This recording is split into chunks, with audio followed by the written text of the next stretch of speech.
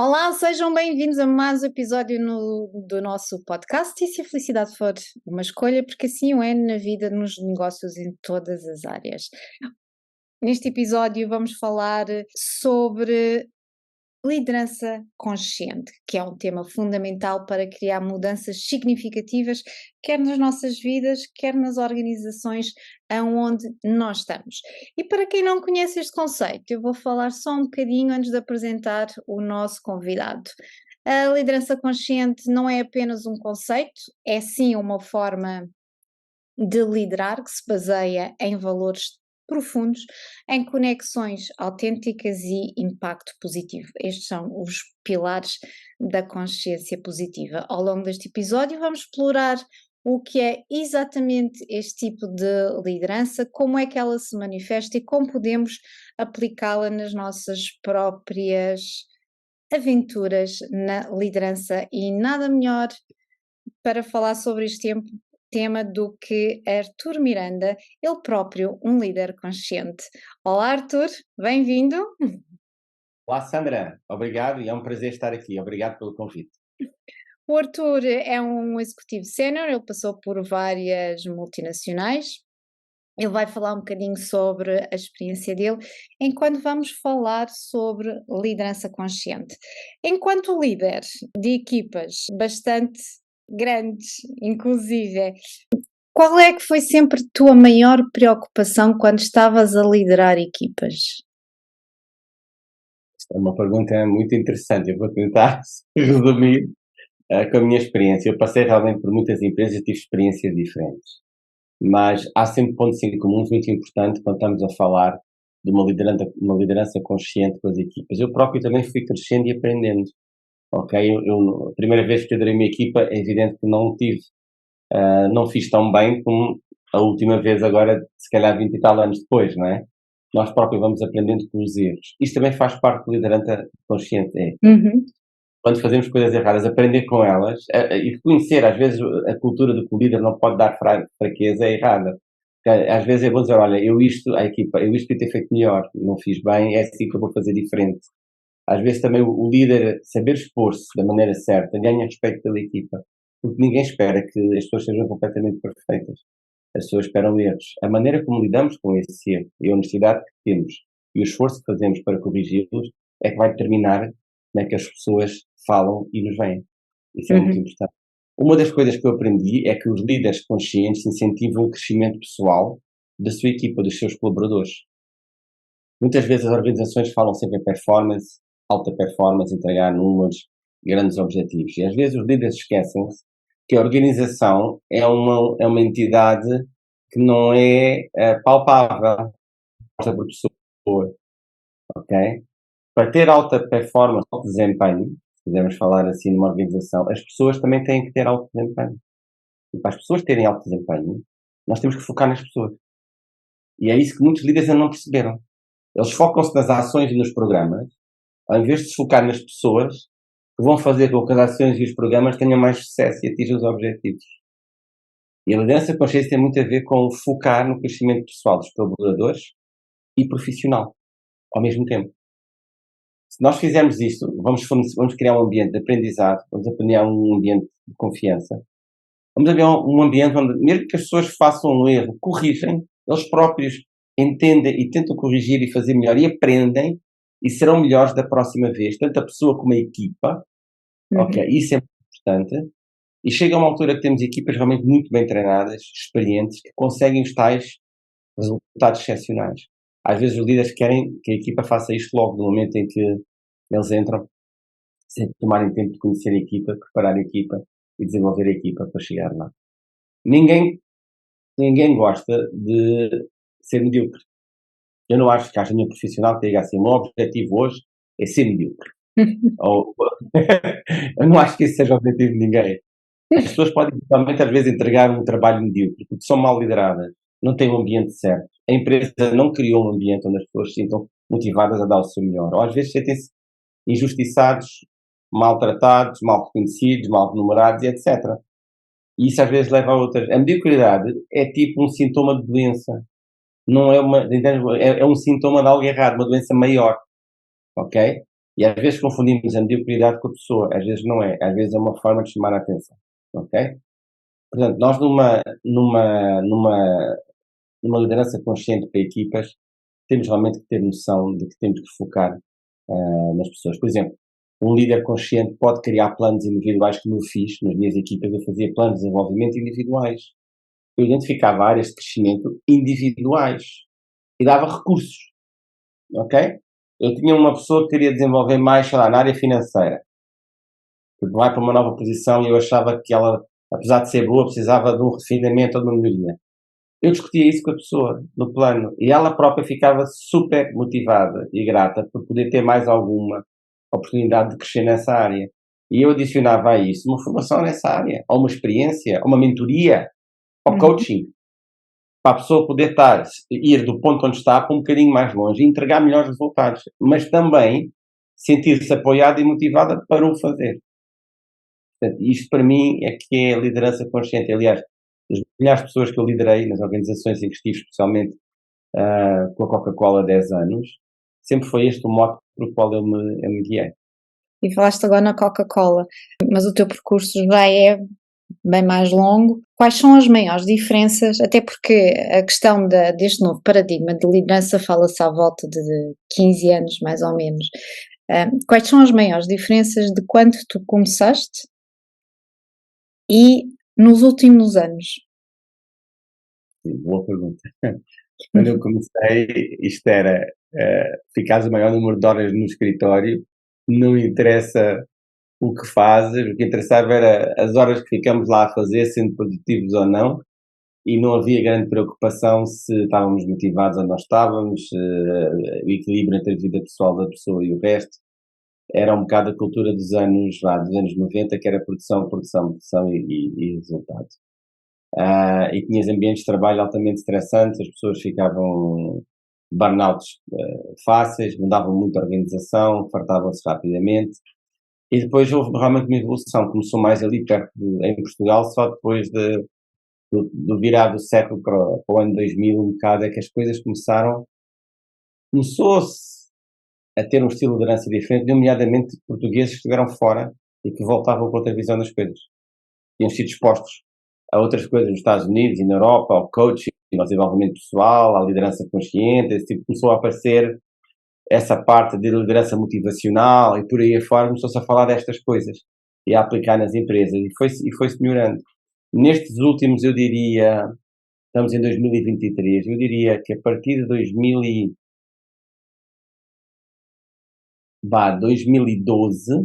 eu comecei a ver mudanças mais sérias.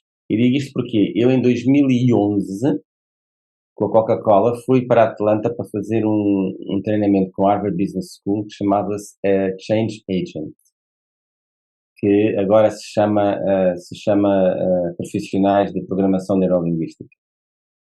São chamados Change Agent ainda nos Estados Unidos.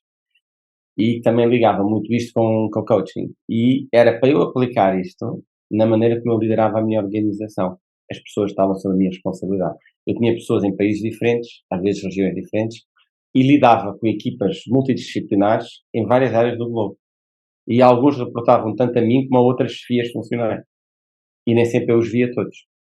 E então eles treinaram muito isto para eu poder usar melhor a minha capacidade de empatia, de motivar, de ter um discurso positivo, de saber lidar com os erros, com os stresses, com os conflitos que vão acontecer, não é? Com os prazos, de uma maneira que as pessoas deem e tragam o seu melhor e não criar na equipa bloqueios, seja pessoais, seja profissionais, seja morais, muitas vezes, ou éticos, esse tipo de coisas.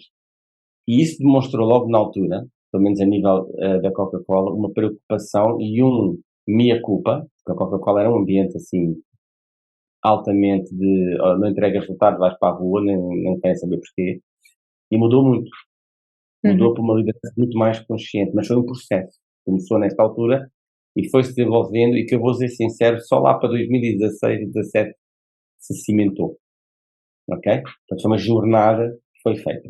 E estamos a falar de uma das maiores multinacionais do mundo, que eu sei que também outras, porque eu trabalhava com outras multinacionais que eram prestadores de serviços, como a Microsoft, por exemplo, também fez este processo.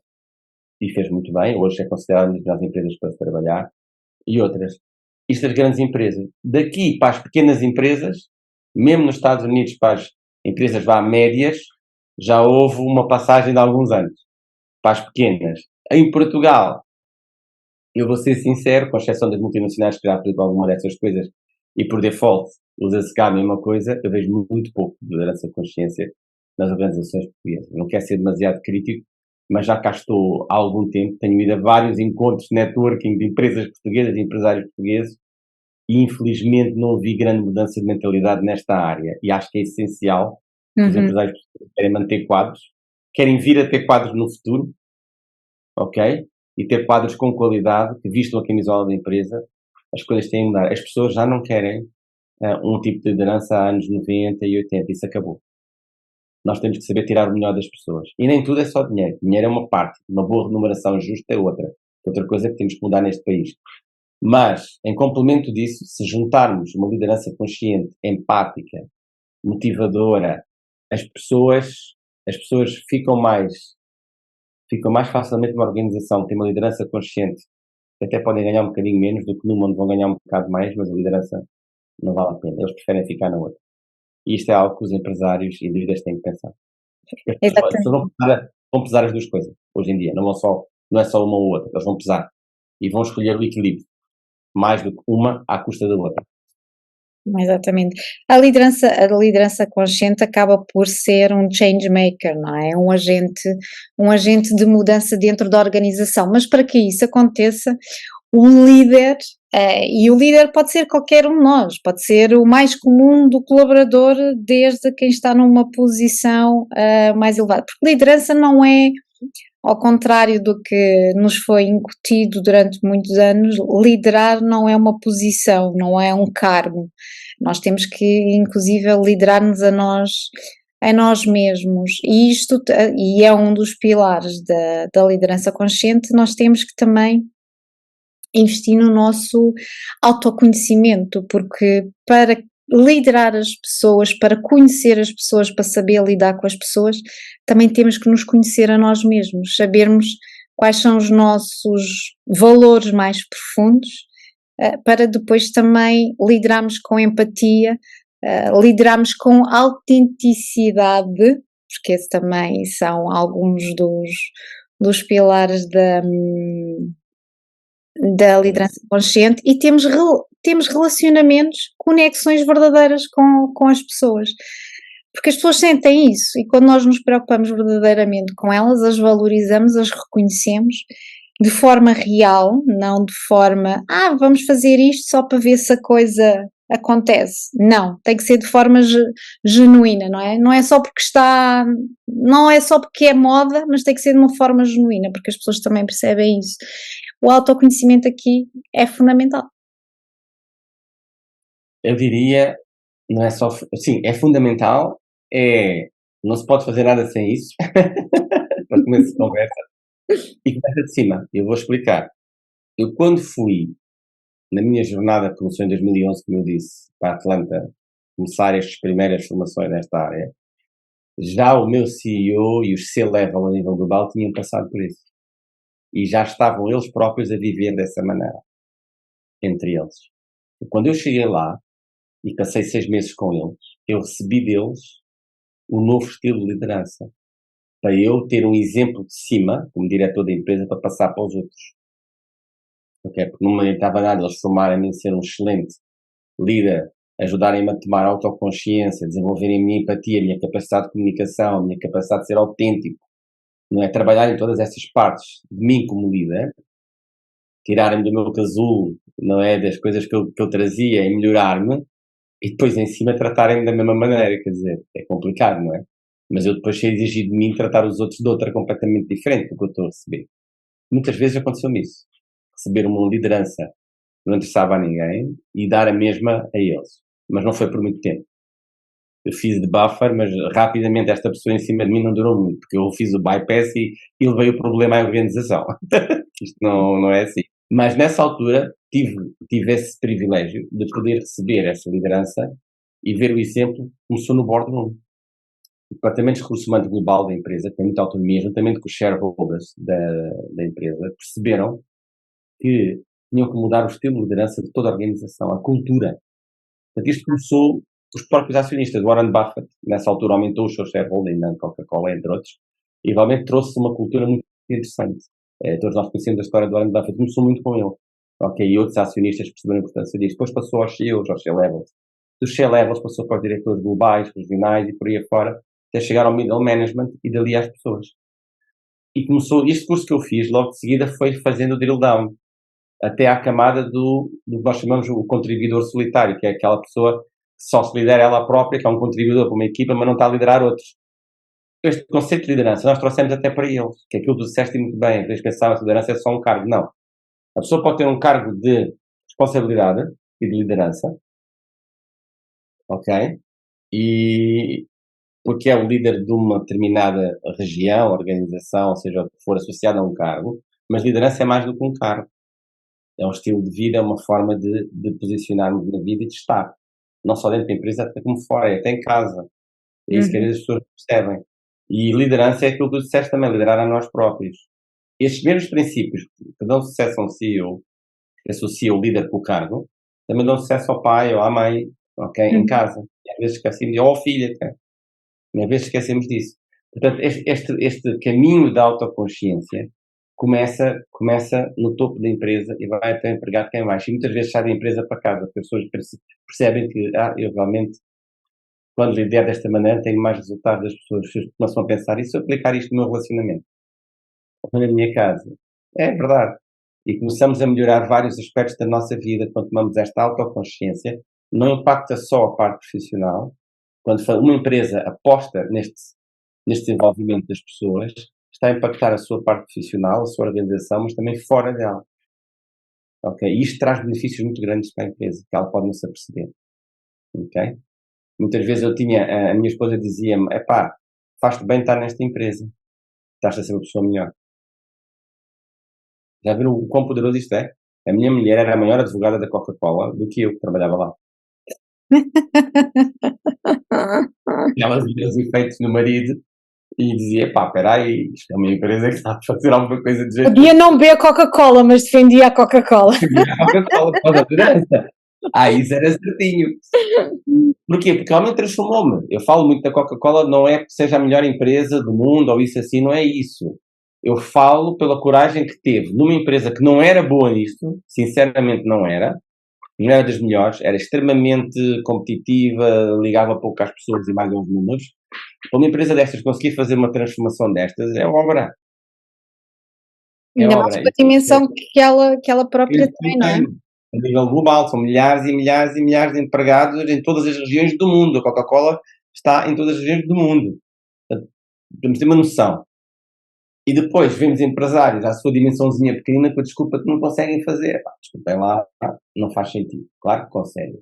Tem a começar com o líder. Às vezes o líder não quer mudar, gosta de ser o chefe, o mandão, gosta de ter poder sobre as pessoas, gosta de poder tratá-las como escola primária, não é? Fazes bem, toma lá um repousado, fazes mal, toma lá um castigo. Ora bem, as pessoas adultas não gostam de ser tratadas como na primária, nem como crianças, nem como na creche. E nem na creche se defende este tipo de ensinamento às crianças mais hoje em dia. Já se ensina outro tipo. Nos países evoluídos, estes princípios de liderança são ensinados logo desde pequeninos. Já se Exato. estrutura o próprio ensino e as experiências e a maneira das crianças se relacionarem com estes princípios. Os países evoluídos estão a fazer isso e cada vez vai ser mais.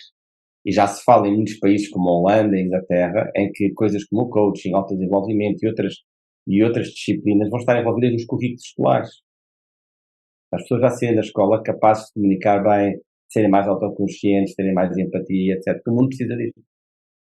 Até Ok? porque a autoconsciência, que tem a ver com o autoconhecimento, uma comunicação mais clara e mais assertiva, mais eficaz, No fundo, é uma comunicação também mais consciente, é ter consciência da forma como nós comunicamos dos outros, como é que nós usamos a palavra, como é que nós usamos a linguagem verbal e não verbal, que efeito é que isso vai ter nas pessoas, nos relacionamentos. Isso são tudo competências do futuro, que já se vem a falar das tais ditas competências que vão ser necessárias, porque nós estamos cada vez mais ligados à tecnologia, nós estamos a viver num mundo cada vez mais digital e cada vez mais isolados, e estamos a perder, inclusive, e a neurociência já comprovou isso, algumas das nossas competências sociais. E isso é um dos reflexos que nós temos vindo a ver, inclusive na geração Z, e quem não ouviu e assistiu, eu aconselho. Há uma conversa que eu tive com a Thaís Juliani, que ela é especialista em geração Z, em que nós abordamos esses aspectos. Até porque, na minha geração, na tua geração, nós brincávamos muito na rua e esse brincar permitia-nos, inclusive, a desenvolver competências sociais e na zona do cérebro onde as nossas competências sociais são desenvolvidas, ao mesmo tempo desenvolve-se a nossa competência empática, a forma como nós nos relacionamos com o outro. E a empatia vem da forma como nós lidamos também com os nossos sabotadores, e tudo isto está relacionado com a nossa autoconsciência. Nós nos conhecemos, percebemos de onde é que vêm os nossos comportamentos, porque é que reagimos de determinada forma, porque é que respondemos daquela forma e não respondemos da outra. Torna-nos mais humanos. Vamos buscar mais a nossa essência. E tu referiste aí num ponto essencial, a liderança. Quando ela própria muda, tem a capacidade de mudar as organizações, independentemente da dimensão da organização. Exatamente. E é aí que se dá a transformação organizacional. Mas tudo começa lá em cima. É uma pirâmide invertida. Tem que se começar por uma pirâmide invertida. Não posso trazer autoconsciência ao pessoal front-facing, né? As funções que lidam diretamente com o cliente, com aquilo, as funções lá mais operacionais, no dia a dia, e depois queres que estes tenham uma liderança consciente e depois receberem uma liderança oposta de cima. Isto não dá, vai criar um problema de cultura e é uma hipocrisia organizacional, se eu puder chamar-lhe assim. Isto é uma hipocrisia organizacional. Eu vou dar um exemplo para quem nos está a ouvir que é muito importante. E vou usar a minha carreira. Houve uma altura da minha carreira que eu lembro quando estive na Procter & Gamble. Procter & Gamble também começou um bocadinho a transformar isto. Foi das mais difíceis e não é uma empresa que está a adotar muito disto, mas foi uma das empresas que começou também esta parte, porque só adotou porque achava que conseguia tirar mais performance das pessoas, por isso era bom e fazia. Não era propriamente com o intuito de... Mas depois não aprendeu. Era com o maior, não era com o motivo mais... Era uma coisa mais nobre, mas pronto, mas pelo menos fez. E no processo de fazer, converteu-se à ideia, mas no princípio não. Porque viu resultados. Converteu-se porque viu resultados. Os resultados. Nos disseram, vamos fazer isto e ver o que dá. Mas começaram por cima, fizeram bem a coisa, foram bem instruídos, começaram por cima e viram a mudança e que deu resultados. Espera aí, então isto é bom. Depois, se calhar, eles próprios tiveram que se reciclar. Mas começou aí e eu notei isto. Uma das coisas que mudou foi como eu era medido. Os meus objetivos passaram não só a ser de números, o número de caixas vendidas ou produtos vendidos, ou seja lá a área que estivéssemos a comercializar, o lucro ou o bottom line que trazíamos. Comecei a ser avaliado 70% por isto e 30% pela forma como eu atingia isto. Como eu liderava as pessoas, os clientes, a equipe e tal. Começou assim. Evoluiu ao ponto de chegar em 2018 na Coca-Cola, e o último sistema, que foi em 2019, aliás, antes do Covid, era 50% de avaliação por números, nós chamávamos por objetivos concretos, racionais, concretos, com números. Indicadores tangíveis. Tangíveis, e depois os tais indicadores não tangíveis, que era a maneira que nós atingíamos os números. E esta maneira era interessante, porque era feita diretamente avaliando. Eu era o líder, ok? E nesta altura eu era um Company Director, era o equivalente a um Chief Operations Officer. tinha 5 bilhões de responsabilidade em termos monetários e tinha mais de 30 mil pessoas espalhadas em mais de 10 fábricas da Coca-Cola por África. E então, os meus objetivos, esta segunda parte, era medida como? Era medida pela minha equipa direta, como é que eu os liderava, como é que eu lhes dei as ferramentas para eles terem sucesso, para eles crescerem, como é que eu proporcionei um ambiente de trabalho motivador, um ambiente de trabalho onde eles sintam que pudessem dar o seu melhor e um ambiente de trabalho onde eles sentiam que eram desenvolvidos e cresciam e respeitava a parte pessoal deles, as necessidades familiares e pessoais, com as da empresa. Eu era avaliado por isso. Como é que eu, líder, era um catalisador para isto, ok? E isto era muito interessante. Depois, era avaliado pelos meus peers, por outras pessoas como eu estavam em posições similares, ok? Em termos de cargo, podia não ser a mesma função, mas funcionais similares. Como é que era a minha interação com eles e quais eram os comportamentos que eles viam em mim. Eles também tinham uma contribuição. E depois eu era responsável por Managing Directors das operações de engarrafamento. Que eu influenciava, eu trabalhava com eles, eu geria os planos, eu levava os planos de marketing da empresa, trabalhava com eles para implementar. Eles também tinham algo a dizer na maneira como eu os liderava a eles. Que era uma liderança indireta, porque eles são empresas autónomas que têm um contrato de distribuição com a Coca-Cola de franchising. E como tal tinham que reportar a mim nessa função, mas reportavam aos acionistas deles diretamente também. Então, eu nessa função que eles tinham comigo, eles também me avaliavam. E toda a minha matriz de 50% era avaliada por estes três.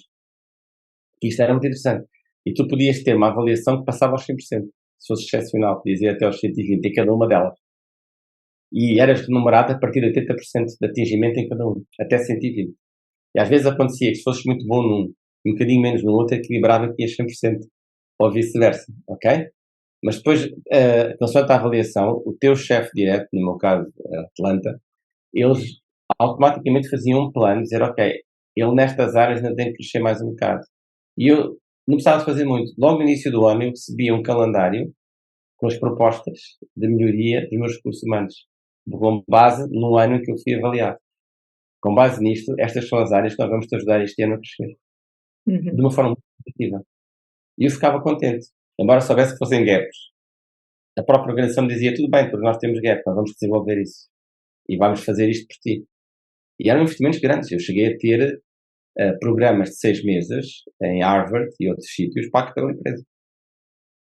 Ok? Uma coisa só para desenvolver aquilo que a empresa achava muito importante, o impacto que eu tinha nos outros. Portanto, estamos a ver a importância que isto tem, porque é que as grandes empresas são grandes empresas e porque é que têm os resultados que têm. E que sabem, conseguiram melhorar e fazer esta jornada. Se as pequenas empresas e médias empresas aplicarem os mesmos princípios, podem não ter o mesmo dinheiro, podem não ter a mesma capacidade, eu compreendo isso, mas podem aplicar estes mesmos princípios. O líder pode aprender estes princípios e pode, em parceria com empresas como a AMA, fazer este trabalho de transformação organizacional dentro da sua empresa a um custo-benefício que vale a pena e que traz o seu plano de investimento a curto prazo. Pode trabalhar com coaches, com qualidade, para poder ajudar os seus líderes a ganharem melhores competências e a perceberem mais sobre liderança. Portanto, há coisas que podem fazer que não são imensamente caras, são simples, para mostrar aos próprios líderes, às próprias pessoas da organização que eles estão sérios, mas eles têm que passar por esse processo primeiro. Eu, antes de mandar pessoas da minha equipa fazer coaching, eu próprio fiz. Eles viram o resultado em mim e quando eu lhes propus terem coaching em certas áreas, eles também estavam abertos, porque viram que eu passei por esse processo e tornei uma pessoa diferente e melhor. Ok? Isto é o seu exemplo, nada vende mais do que o exemplo. Eu fiz o mesmo no AMA.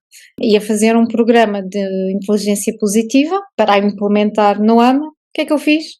Levei toda a equipa atrás. Ora, vamos todos. Exatamente, para todos beneficiarem e assim conseguem todos atingir muito mais resultados. E isso é uma prova viva de que investir nas pessoas não é um custo. As pessoas, nós precisamos derrubar esse preconceito de que as pessoas são um custo. As pessoas não são um custo, as pessoas são o maior ativo que existe nas empresas. Porque sem elas o negócio não se desenvolve. E o negócio só se desenvolve se desenvolvermos as pessoas.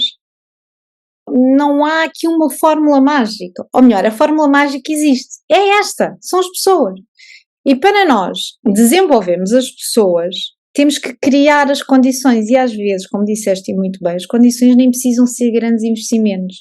Muitas vezes até basta mudar a nossa postura, a nossa forma como lidamos com as pessoas, para haver mudanças, inclusive no próprio ambiente.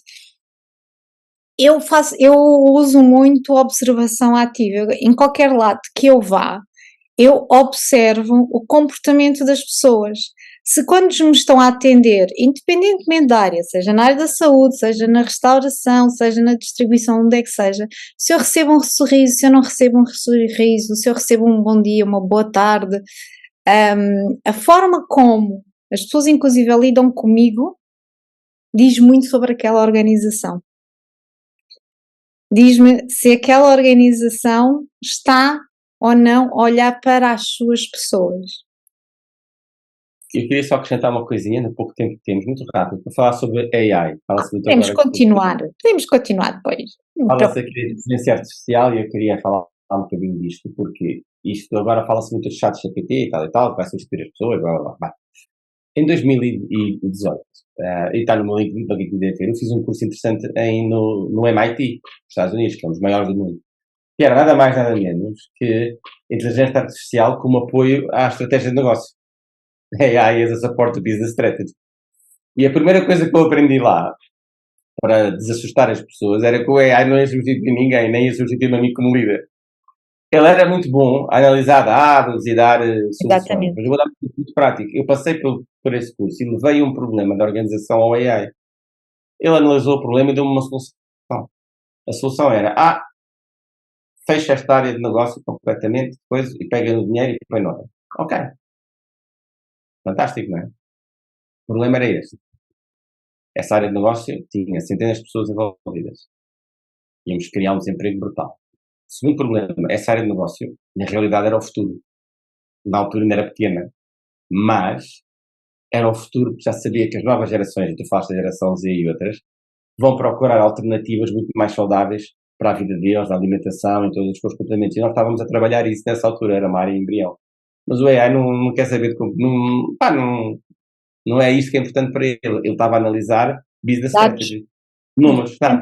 Isso faz sentido ou não? Ele não está a pôr emoções, não está a pôr um impacto social. Pois é, outra coisa, impacto social. Coca-Cola despedir 100 e tal pessoas num país africano, quando a empresa faz de lucro em África qualquer coisa com 13 bilhões de dólares, é preciso ter cuidado.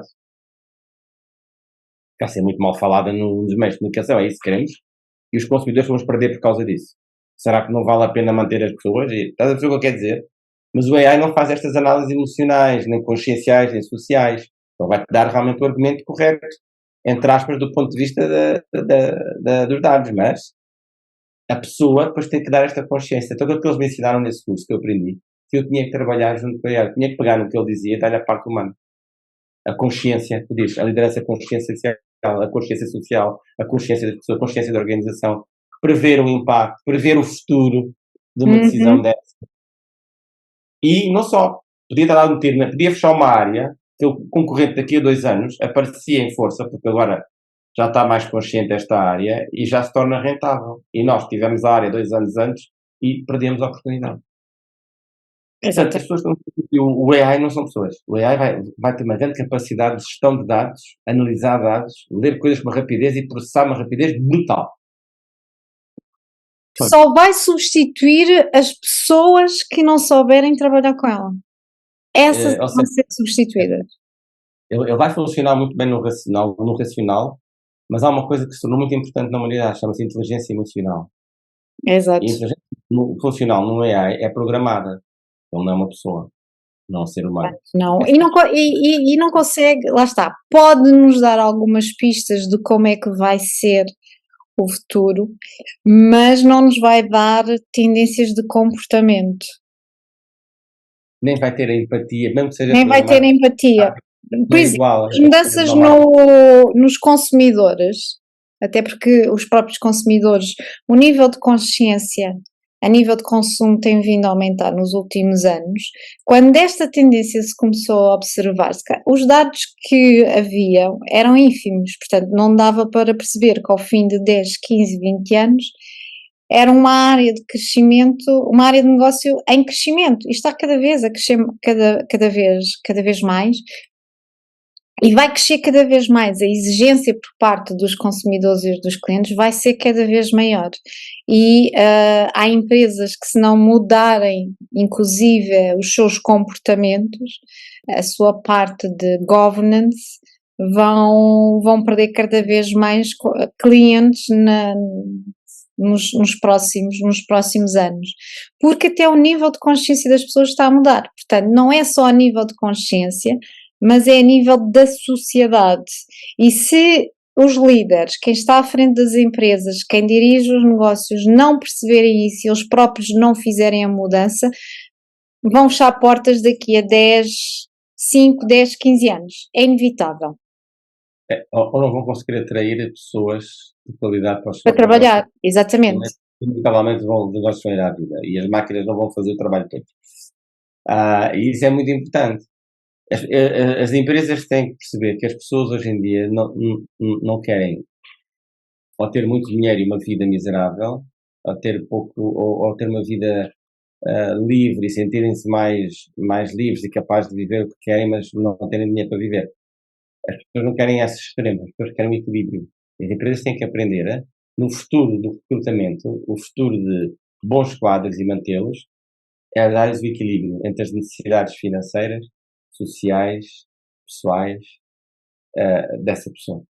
Ok? Exatamente. Se não conseguirem esse equilíbrio e a organização não contribuir para esse equilíbrio, eles não vão conseguir manter as pessoas muito tempo com qualidade. Só vai ficar quem está desesperado e é até arranjar algo melhor. E não vai dar aquilo que poderia dar, não é? Exatamente. E vai dar o mínimo indispensável para manter o trabalho, ao invés de estar Exatamente. muito acima e ser um ativo, um grande contribuidor para o futuro da empresa.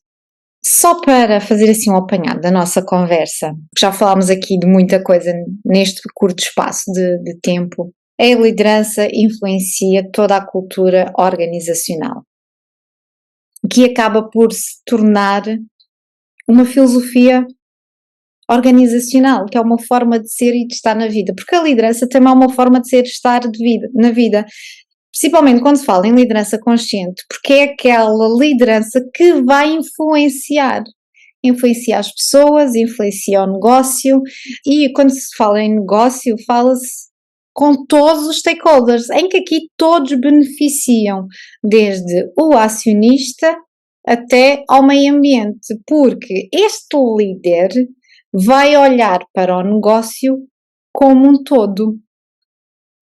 Não é só o balanço, os números, a parte financeira, é a parte humana e é a parte humana, parte social, portanto, os 3 princípios da sustentabilidade corporativa, ESG, parte económica, a parte social, no qual estão os stakeholders internos, que são os colaboradores, mas também um outro stakeholder importante, que é o meio ambiente. E empresas como a Coca-Cola, apesar de todas as polémicas que possam estar geradas em torno da Coca-Cola, eles também têm políticas ligadas à sustentabilidade. E isso também vem muito da própria forma de como os líderes olham para o impacto que a empresa tem na economia, na sociedade e no ambiente. É assim, aquilo que estás a falar é um aspecto muito importante, e as grandes empresas agora pensam muito nisso, porque elas estão sobre a mira, tem empresas como a Coca-Cola e outras, Procter Gamble, outras que eu trabalhei, como a LG e a Panasonic, e são tudo grandes nomes. E todas estas empresas estão sobre um olhar muito constante das meios de comunicação, o que fazem, o que dizem. Portanto, elas não se podem dar ao luxo hoje em dia, se querem continuar a ter o respeito dos consumidores e a confiança dos consumidores, a não olharem para todos os aspectos envolventes à empresa. As pessoas, e disseste, falaste muito da geração Z, espera coisas diferentes das empresas. Espera que as empresas contribuam para o ambiente, espera que as empresas dêem de volta à comunidade, esperam que as empresas entreguem produtos com qualidade, esperam que as empresas sejam conscientes, senão não compram. Aquela empresa preferem comprar a outra que eles sintam que lhes dá estas mesmas áreas que para eles são importantes. Portanto, as empresas para sobreviverem no futuro têm realmente que estar em linha com o consumidor que vão ter. E a geração Z, o futuro destes consumidores já está a vir uma nova, que nós vamos ver o que é que vai ser, Alfa. ok? Portanto, exatamente, a alfa. O que é que vai acontecer? Um líder treinado desta maneira, com esta consciência, não vai estar tão ligado aos números. As pessoas, às vezes, as empresas têm medo que o líder tire o foco dos objetivos financeiros. Não vai tirar o foco Não dos vai. objetivos financeiros. Esses vão estar sempre associados. Porque estes objetivos financeiros, para já, cobrem uma parte da performance e do salário dele e de todos os outros. Segundo, só permitem a empresa viver e reinvestir e crescer. A menos que seja um líder completamente iliterado nesta área, de certeza que não vai ser, porque não escolhiam para algo. Portanto, não é isso. Só que a empresa tem que equilibrar isto com isto. Porque se só foca nisto, o líder também só vai focar nisso e não quer saber do resto. Ele vai atingir os resultados financeiros e vai atingir os resultados de volume, depende de como é que as empresas medem. A Coca-Cola mede muito o top line primeiro e o bottom line é uma consequência do top line, mas há empresas que medem os dois muito, outras tiveram muito o bottom line, portanto depende da organização. Mas ele vai atingir ou o top line ou o bottom line, não interessa de qualquer maneira. À custa de ser de quem for. Há uma expressão em inglês que até se usa muito que é que a pessoa que entra numa determinada função atingiu o topo e depois eles usam a expressão with a lot of dead bodies. Ou seja, deixou muitos corpos no caminho. Ou seja, deixou muita coisa má no caminho, estragou a vida de muita gente, tomou decisões que vão vir a prejudicar a empresa mais tarde. Isto aconteceu-me a mim, quando entrei na Coca-Cola, na engenharia, eu vim a pagar erros de outros. Erros pelos quais eles foram remunerados e receberam bónus. Erros que implicaram estragar o ambiente, levar pessoas ao burnout e coisas do género. Ok? Portanto, mas foram recompensados no tempo deles. Este é o grande erro. O que eu gosto da liderança consciente é que cria líderes não só para agora, mas para o futuro, porque isto vai continuar e vai ficar. E estes líderes, quando começarem a liderar, não vão pensar só nos números deste mês e nos próximos 3 meses, vão pensar nos números daqui a 3 e 4 anos e como é que a organização tem que crescer e estar. Vão ser muito mais conscientes, muitos melhores líderes, porque não vão só olhar para uma coisa, vão olhar para o todo, vão se preocupar com tudo. E vão transmitir esta preocupação às suas lideranças. Também vão ter muito mais capacidade de olhar para o seu negócio, mesmo que seja uma área mais pequenina, mas como um todo. E o impacto que tem, não só no meio envolvente onde está, mas em todo o lado onde ele opera. E o impacto que tem para o global. Eu uma vez tive um problema numa fábrica em Angola, que saiu a notícia nos Estados Unidos. Ou seja, o problema é global. Ok? Isto para empresas grandes é terrível. Empresas pequenas, só estão em Portugal, podem ter um impacto numa aldeiazinha ou numa cidadezinha do interior, mas eu garanto que as notícias hoje em dia que vai aparecer no Jornal da Noite. Depois vai ser um problema nacional. Já não vai ser um problema daquela zona onde eles pensam que é pequeno e ninguém vai saber. E vai chegar aos clientes que estão lá fora. Portanto, e esses clientes vão-se começar a questionar se valerá a pena trabalhar com uma empresa daquele género ou não, por exemplo. Exatamente. E depois a maneira como eles resolvem os problemas diz muito sobre essa empresa. Exato. Também. Não tem sempre problema, não conseguimos controlar tudo, mas a maneira como os resolvemos é muito importante. A liderança consciente vem daí. Eu vou dar um exemplo muito complicado, como aconteceu. Angola, estávamos foi ali por volta de 2012, 2013. Nós tínhamos uma fábrica, ainda temos uma fábrica, no Bom Jesus, até perto de um rio, e um dos problemas que eu tive que resolver foram descargas de outros anteriores a mim, que eu tive que resolver e pôr sistemas na fábrica amigos do ambiente, pronto, só para perceber de onde é que eu vim. Portanto, eu tive que andar a fazer o trabalhinho verde que os outros andaram a fazer. E estar a limpar a porcaria que os outros fizeram. Aconteceu-me lá uma coisa que disse muito sobre isto, e também foi um teste a mim próprio. Eu tive 2 crianças, ali onde está a fábrica, tem uma aldeiazinha pequena onde as pessoas vivem mesmo no mato, ok? É a melhor expressão que eu consigo explicar às pessoas que estão a ouvir. Eles estão no mato. Eles chamam umas casazinhas feitas de palha e isso cobatas. não é? E às vezes feitos com barro, aquilo é uma coisa muito simples, é mesmo primitivo, não é? Vamos dizer assim. E as pessoas vivem ali à volta da fábrica porque, bom, eles têm um rio e eles plantam e são agricultores e vivem na criação do gado e a comida tem aquelas pequenas comunidades, aldeias à volta. E eu depois, uma das iniciativas que tivemos foi levar água limpa da fábrica, porque nós tiramos água para produzir Coca-Cola, mas reciclamos a água toda das nossas fábricas com grandes máquinas de osmose inversa que permitem fazer água pura de melhor nível. Então, eu Uhum. criei um pipeline para as aldeias terem água limpa. Foi uma das maneiras que tivemos de juntar a comunidade a nós e de limpar aquela imagem negativa anterior, que eles viram que estávamos a fazer uma coisa excelente, foi levar água a quem não tinha. Portanto, mudou muito a nossa perspectiva e criámos realmente um grande entrosamento com as comunidades à nossa volta. Claro. Mas nessa altura aconteceu que nós tínhamos os caminhões que vinham de fora, que traziam para a fábrica, os caminhões trazem os ingredientes para fabricar as bebidas, não é só Coca-Cola, Fanta, Sprite, águas, sumos, seja o que for. Aquilo vem tudo em bidões e vem em grandes contentores, ok? E estes caminhões é dia e noite a sair da fábrica. A Coca-Cola vende milhares de bebidas por dia. Então o que é que aconteceu? Eles às vezes chegam ao fim do dia e ficam a certas horas, ficam parados numa terminal de entrada em frente à fábrica para de manhã começarem a fazer as descarregas. Houve duas crianças desta aldeiazinha que resolveram ir dormir debaixo de um pneu duplo de um caminhão tiro. Tem aqueles pneus, tem um, depois tem um segundo pneu ao lado, são Yeah. grandes. Portanto, foram dormir lá debaixo. Alguns daqueles caminhões começam a funcionar às 5 da manhã, a sair. Um motorista chegou àquela hora cedo, pá, nunca na vida dele ia pensar que com duas crianças a dormir debaixo de um pneu ali, numa área reservada, mas eles conseguiram entrar através da rede. Havia um buraco na rede, eles entraram, foram a dormir debaixo do pneu, andaram lá a brincar, gostaram daquilo, tinha caminhões, tinha tudo, dormiram ali. Uma coisa que ninguém nunca imaginaria. Como é que duas crianças dormiram ali? Não, mas a gente esquece que está num sítio onde a consciência também não é muito grande dos pais ali à volta dos perigos que as crianças correm também. Lá está, a consciência vai em todo lado. Mas nós também nunca pensámos em tal coisa. E o certo é que ele arranca o caminhão e avança e matou uma das crianças. A outra ainda conseguiu sair com vida, mas perdeu a perna. Foi brutal.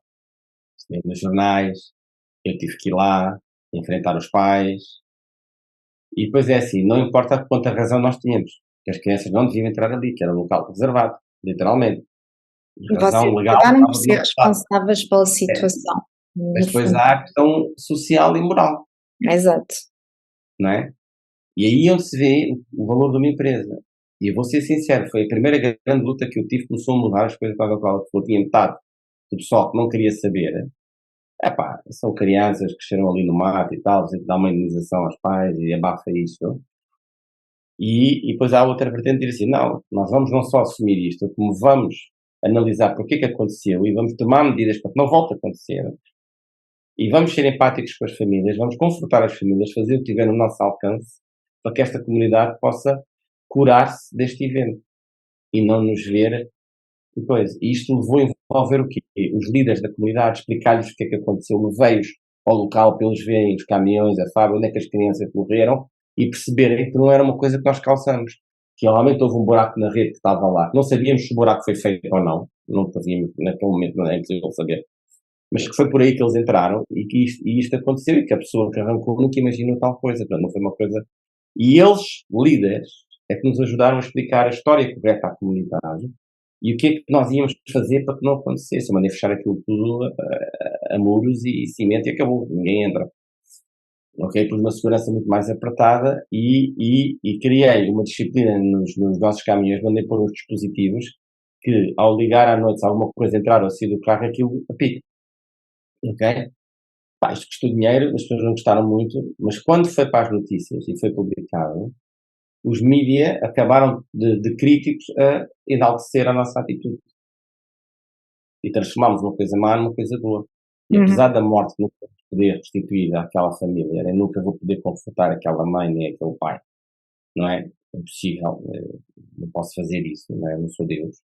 Mas o que eu fiz foi tentar com que esta perda fosse minimizada o possível, garantindo aos outros pais que não aconteceria, contribuindo para que a família pudesse fazer o seu luto, tivesse um enterro digno e ajudando aqueles pais que tinham mais filhos para que não acontecessem outras coisas com os filhos. fizemos muitas coisas, inclusive até na parte de garantir a educação de alguns dos filhos daquele casal que tinham perdido aquele. Portanto, eu tive que ir fora de mim, mas fizemos e isso foi apreciado pela comunidade e etc. E isto tem a ver com o treinamento que eu tinha recebido, porque se eu fosse a usar a consciência de gestor e de números, eu ia dizer, isto vai-me custar X, eu tenho este objetivo, isto vai-me comer do meu coisa, vou ter menos bónus. Vou ter menos bónus, não quer saber. Não faço. Aquilo ia para os jornais, alguém havia lhe dar o problema, mas eu ganhava o meu bónus. Isto era os líderes que estávamos a treinar nos anos 80 e 90. É isto que queremos? Não, felizmente eu pensei diferente. E tive que gastar dinheiro do meu orçamento de marketing, que era para outras coisas, para fomentar mais vendas. Se não foram para isto. Mas sabes o que é que aconteceu? Eu não perdi as vendas. E E quando ganhaste. as pessoas não perdemos as vendas. E, aliás, tivemos 2 anos depois o melhor ano de sempre toda a história da Coca-Cola em Angola. Pronto. Causa da liderança consciente. Nunca teria acontecido. Ok? E estamos a falar de muitos milhões de lucro que a empresa teve. Se eu tivesse naquele ano feito a decisão errada como líder e pensado só no bottom line, os 2 anos a seguir, os melhores números de sempre da história da empresa nunca teriam acontecido. Portanto, fica aqui o exemplo para quem quiser ouvir. E falaste numa coisa que importa. Os gestores estão muito ligados aos resultados por trimestre, semestre, anual. Os efeitos de uma liderança consciente começam a ser vistos ao fim do ano, 2 anos, 3 anos e por aí fora. Os resultados aparecem. Mas primeiro é preciso preparar o terreno para que eles apareçam. E tudo depende das escolhas que nós fizemos no dia a dia perante essas situações. O que tu fizeste foi uma gestão de uma situação de crise, gestão de crise, o que muitas empresas em Portugal não têm, qualquer plano de gestão de crise. E o facto de teres e ter com os líderes comunitários, isso também é uma coisa que também nós temos no AMA. Aliás, somos a única empresa em Portugal que eu tenho, que é a comunicação para a área do desenvolvimento, que é como lidar com essas comunidades. Como eu posso, não, com essas comunidades, mas não só, como eu posso comunicar causas que estão associadas ao negócio, como por exemplo levar água limpa. É um impacto que se cria na sociedade, mas também depois comunicar esse impacto que vai aumentar a reputação da própria empresa. Às vezes, quando se vê custos, mas esquecemos que aqueles custos vão depois beneficiar a empresa mais tarde. E se calhar se antes não tivessem tido essa preocupação de levar a água para a comunidade, esses líderes comunitários se calhar já não estariam tão abertos em ouvir a empresa para explicar o que é que tinha acontecido. Ou seja, é todo um desencadear de situações. Não, estás a fazer uma boa análise. Agora estás a falar, eu estou a pensar, realmente é uma boa análise que estás a fazer. Se calhar não, eu não pensei assim, mas yeah. Faz sentido, realmente. É que foi uma tempestade perfeita no sentido positivo. Exatamente. Mas isso depende do tipo, lá está, de liderança que a gente tenha. A forma como nós lideramos a nós, nos outros e nos negócios. E há aqui 2 pontos essenciais, não, vários até. É o respeito pelo outro, lá está, pela comunidade, nesse caso. É a transparência, porque no fundo vocês ao chamarem, passou-se isto, isto e isto, nós assumimos as nossas culpas, ok, isto aconteceu, assumimos a culpa, vamos resolver isto e vamos fazer tudo ao nosso alcance para que isto não aconteça. Eles ao perceberem o vosso respeito e a vossa transparência com que vocês lidaram com a situação, vocês conseguiram quase como que a aprovação deles. Ok? E nós estamos a falar daqui respeito, confiança e transparência. São 3 valores fundamentais numa liderança consciente. Sem respeito, sem transparência, e com a transparência vem ética, e sem confiança não se constroem relações duradouras para resultados excepcionais. Olha, e estás a falar uma coisa engraçada. Depois eu, quando fui para Angola, eu apanhei uma equipa nova, que não fui eu que escolhi, e que vinha de uma liderança anterior diferente da minha. Como podes calcular, pelo que já falámos aqui. E isto aconteceu em 2012, portanto, eu cheguei em Angola, eu entrei na Coca-Cola em novembro de 2010 no Quênia, depois fui para Angola no início de 2011. Portanto, eu estava com eles há um ano e pouco, não mais que isso. E foi nesta altura que eu também ganhei o respeito da equipa e o compromisso da equipa para comigo como líder. Quando eles me viram fazer isto, porque eles eram todos locais. Um deles até vivia não muito longe do Bom Jesus. Aquelas pessoas tinham relações naquela área, ok? Conhecem aquelas comunidades. Entendes o que eu quero dizer? Claro. A maneira como eu fiz isto, não foi só o exterior que correu bem. Me disseste bem, depois acabou por cima ter estado perfeita e positiva. Começamos com a água, logo que entramos. Se eu não tivesse feito a água, se calhar não tinha tido a ajuda depois disso. Estás a ver, lá está, a liderança consciente constrói patamares que às vezes, sem nos apercebemos, tem um dia salvar-nos. Exatamente, exatamente. Já, ok? E depois, a minha equipa, quando viu isto, e tivemos alturas de grande stress que eu precisei de muito apoio da minha equipa, lá está, para entregar os tais números que a empresa queria, precisava de mais Queres? esforço, de mais sacrifício deles, de mais empenho, muitas vezes até tirando algumas horas extra da vida deles, mas eles nem foi preciso eu pedir ou obrigar, porque eu também não faria na ausência de liderança consciente, eles próprios voluntariavam. Porquê? Porque eu tinha uma comunicação autêntica, transparente e aberta. Eu dizia, olha, nós não estamos bem nestes números, isto vai afetar isto e isto. Que é para eles perceberem porque é que o número era importante, porque é que estava atrás do número, qual é o impacto do número, a nossa capacidade como equipa de gerar mais valor, ter maior investimento, ter mais, fazer as coisas que queremos. E eles próprios, eu já nem precisava de estar a exigir nada, eles próprios percebiam que era preciso um bocadinho mais e eles davam. Mas eu também tinha que ser empático o suficiente para quando eles tinham um problema pessoal e precisavam de tempo para eles, também lhes saber dar. Porque muitas vezes eles deram muitas horas extra grátis e depois quando vieram ter comigo que tinham um problema com o filho, ou com o pai, ou com a mãe e precisavam de tempo para eles, se eles dissessem, não pode tens de trabalhar. Então, mas e as horas extra que eu já dei e não pedi nada? Os líderes têm que ter esta consciência. Mesmo quando vamos dizer não, temos que ter consciência do que é que estamos a dizer não, medir as consequências do não ou do sim. Ok, a liderança de consciência implica isto tudo. Mas como tínhamos uma comunicação aberta e autêntica, estas questões já nem se punham. Porque eu sabia as horas extras que eles tinham feito. E quando eles precisavam de alguma coisa, eu era o primeiro também a dar-lhes um momento. Chegou a altura que eu dizia, olha, estás com um problema em casa grave, o teu filho está muito doente, ou a tua esposa está a passar uma situação complicada, pega 3 dias, vai, eu não te tiro das férias, vai para casa, trabalha, eu não preciso. Faz os e-mails em casa se precisares, mas está com a tua família estes 3 dias.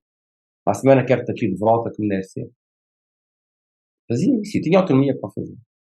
Eu ganhei esta equipa para a vida. Ainda hoje, quando eu vou para entrevistas para grandes cargos, algumas das pessoas que eu dou como referência são estas pessoas.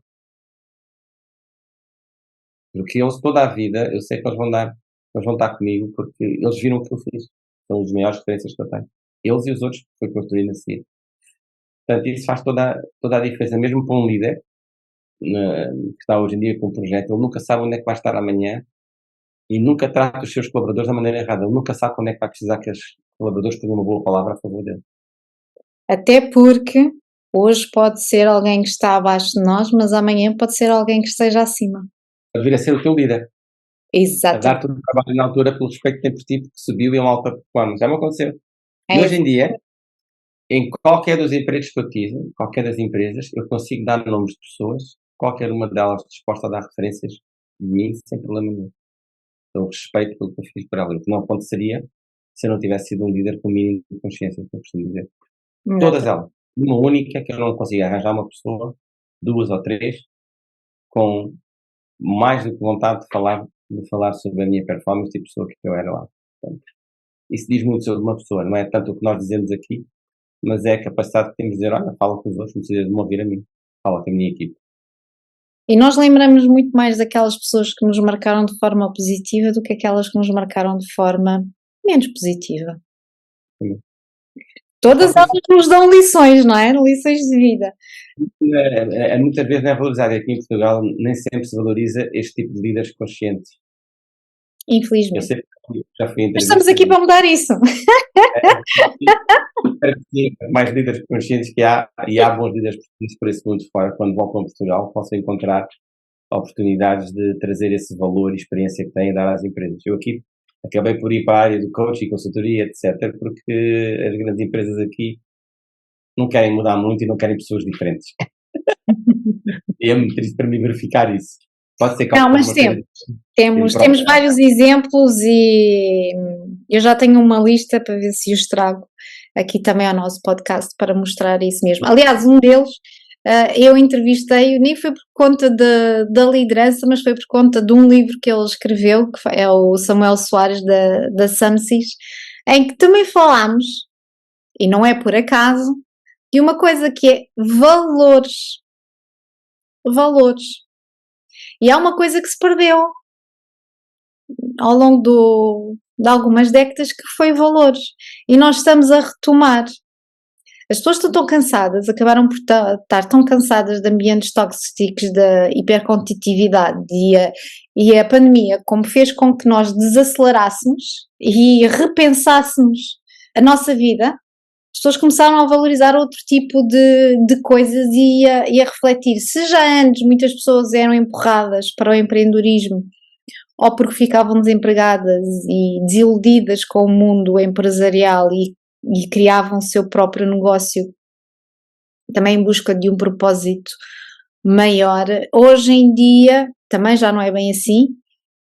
Elas já perceberam que eu vou procurar uma empresa com a qual eu me identifique, com a qual eu sei, os testemunhos dos outros colaboradores que estão lá, dos amigos que eu tenho que falam comigo e das classificações que estão nas plataformas, porque hoje em dia não haja ilusões, tudo se sabe. E viu-se isso o ano passado nas campanhas de Natal, não é? Para a saúde mental de operadoras de telecomunicações. Veio cá para fora histórias exatamente opostas àquilo que estava a ser publicitado. Portanto, não tenhamos ilusões, tudo se sabe, tudo vem cá para fora. E se nós realmente queremos os melhores profissionais connosco, mesmo que seja lá fora, porque há muitas empresas que estão cá em Portugal e têm colaboradores em vários pontos do mundo, mesmo esses vão acabar por saber o que é que se passa cá dentro. E eles próprios um dia podem bater com a porta. Portanto, não criemos ilusões, porque as coisas estão a mudar drasticamente e vão mudar muito mais nos próximos anos. E quem não se adapta, morre. Isto é uma frase com cada vez mais verdade. Arthur, nós podíamos estar aqui a falar sobre este tema por longas horas. Com certeza voltaremos a falar sobre isto. Adorei, tu tens imensas histórias de vida e nos negócios para contar. E quanto a vocês, deixem os vossos comentários sobre se já tinham ouvido falar na liderança consciente, se ficou alguma dúvida, se há algum tema que vocês gostariam de ver mais explorado. O Arthur é Business e Executive Coach. Se quiserem evoluir como líderes, entrem em contacto com este homem, que vocês ficarão muito bem entregues. Obrigada, Arthur. Muito obrigado, Sandra, foi um prazer. E obrigado ao AMA também por tudo o que faz em termos da transformação organizacional. Recomendo mesmo, para quem quiser transformar empresas. Estamos juntos. Quanto vocês já sabem, até o próximo episódio. Até lá, sejam felizes e transformem as vossas vidas e os vossos negócios.